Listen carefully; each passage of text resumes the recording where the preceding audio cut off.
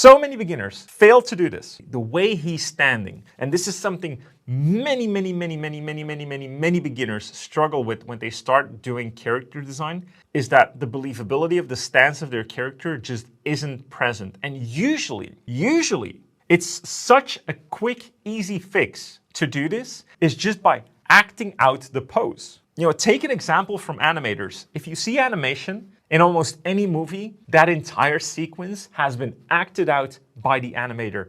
They've shot it themselves, they acted it out, they shot it on video, they stitched it together, and based on that, they created the animation because they need to add a certain type of believability to the acting of the character. You need to do the same when you want to do your character designs. And one thing that is very important when you're designing characters and you're designing poses is that you keep all of the axes in mind. For those of you that are not familiar with the axes, right, this is what you see in a 3D program as well. When a lot of you plant your characters, you always seem to just do it on the y-axis, and it drives me absolutely crazy. What you want in level 1 is to at least change the axis to have 1 foot over here and maybe 1 foot over here, so that we're also going in depth. So they're not only like standing next to each other, they're like one of them is like coming forward like this. So there's depth to it. The other thing when it comes to these axes is that you want characters to cover as many of them as you can to make them look interesting.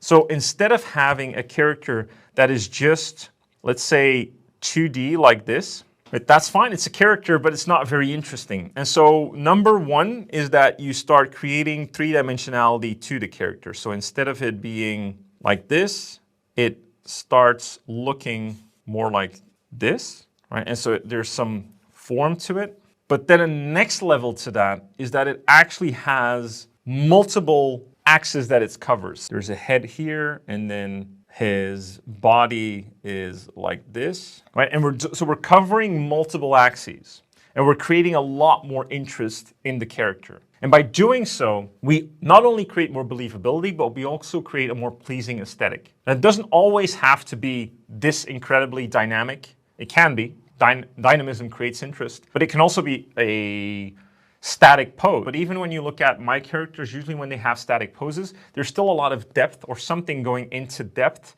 or overlap to create interest in the character overall. Also makes it much better readable, gives it more structure, so that there's no ambiguity over what goes where.